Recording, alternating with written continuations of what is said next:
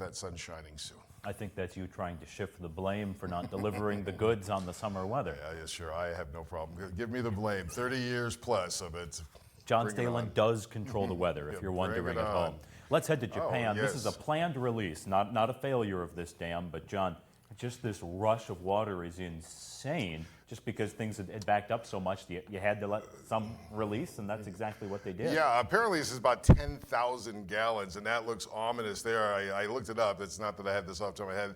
On the American Falls, Niagara Falls, the American side, 75,000 gallons per second. This is 10,000 per second, so it's a lot less. And then the Canadian side, the Horseshoe Falls, Right.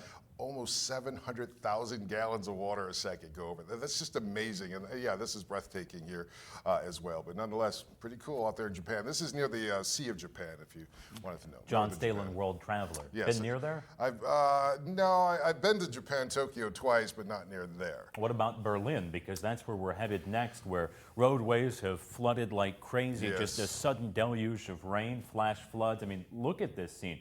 We don't see stuff like this too often here, and fingers crossed we don't. No, not necessarily here in our area, but across the U.S. we've had a lot of problems this year. And Europe is having a lot of problems too. You know, we're seeing a lot of tornadoes, especially the last couple of weeks here in the U.S. Europe is also having heat problems and then severe rain problems. So again, there is a climate shift going on, and a lot of us are finally seeing it because now we have the cell phone videos, we have the CCTVs, Right. the doorbell, the door ring bells? Ring doorbells. There Yeah, we go. there they are. But nonetheless, that's a little plug. John, for in them. all of your travels, do you ever travel through Newark International Airport? Yeah, of course. Yeah. Well, these folks Yeah, give tried me- to, except they just stood there, Oh. line after line. This has just been a domino It's effect horrible. since the weekend. Sunday, Monday, Tuesday, backed up. In the words of Chris Berman, back.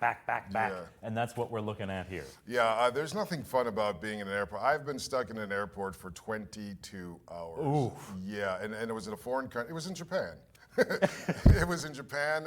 They didn't have enough de-icers for the plane, and a freak snowstorm of 2 inches really grounded everything, and I had to sleep on the floor. It was a very horrible experience, and I used to see this, you know, as a news person, and then I finally experienced it. And pictures do not justify how horrible this is for people. Last year, coming back from Marine Corps training in Paris Island, I was flying through Charlotte.